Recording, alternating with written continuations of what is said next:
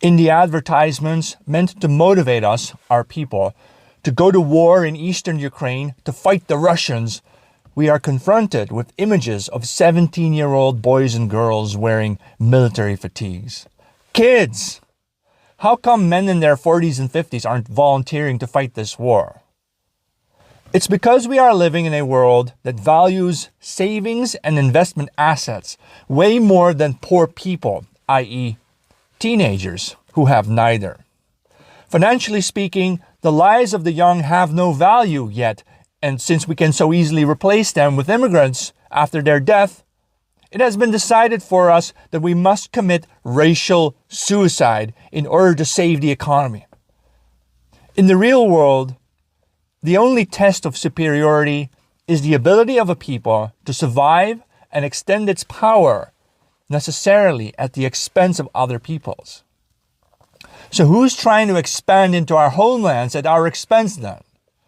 A Judeo-Islamic conspiracy with the help of their African foot soldiers. Mammals that don't depend on sheer fecundity to preserve their numbers have but two resources in themselves: strength and stealth, the latter compensating for deficiencies in the former. It's a peculiarity of our people, and one globalists regard as especially childish, that we believe in an ideal of victory obtained only in a fair fight. Our racial mentality is dominated by the sentiment that finds expression in our cherished picture of medieval knights. But even in our romances, the fair fight is an ideal only as between individuals of our own race who observe our standards of personal honor.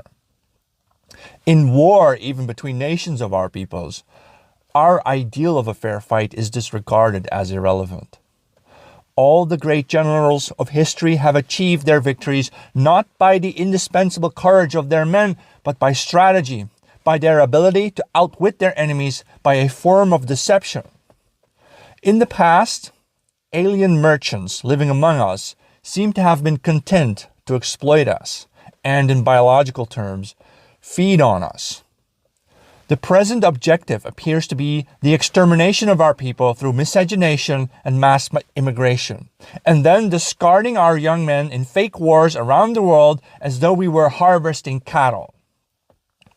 They don't think of us as their equals. They don't even think of us as human beings. Strong, undomesticated white men pose a danger to the self-proclaimed master race. Our vigor is no longer needed today, and the common folk are being fattened on free welfare provided to them by imported servants.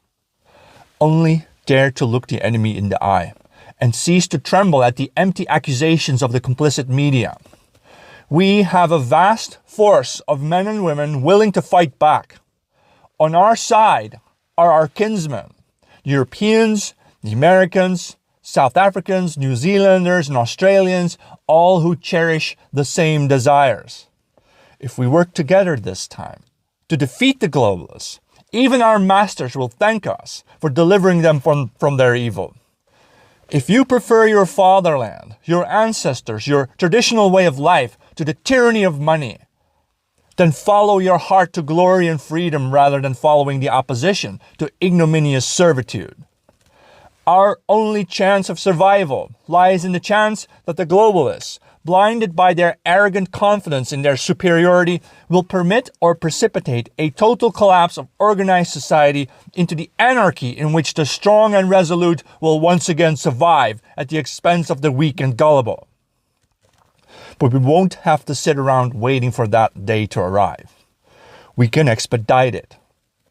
If you ever receive a mortal wound, never cast your shield aside, never give your weapons away, and never surrender to the enemy.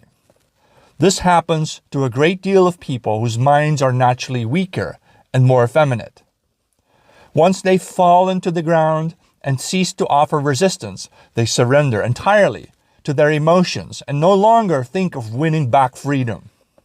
This pusillanimity, hence the word pussy, is very dangerous, and even if it doesn't happen to the worst of people, it often does lead to the worst of things: despair.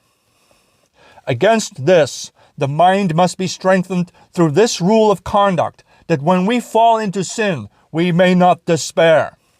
Instead, we must imitate courageous soldiers who often not only refuse to flee out of shame or out of pain inflicted by a wound, but who, because of that, are encouraged and awoken anew to fight more fiercely than ever before.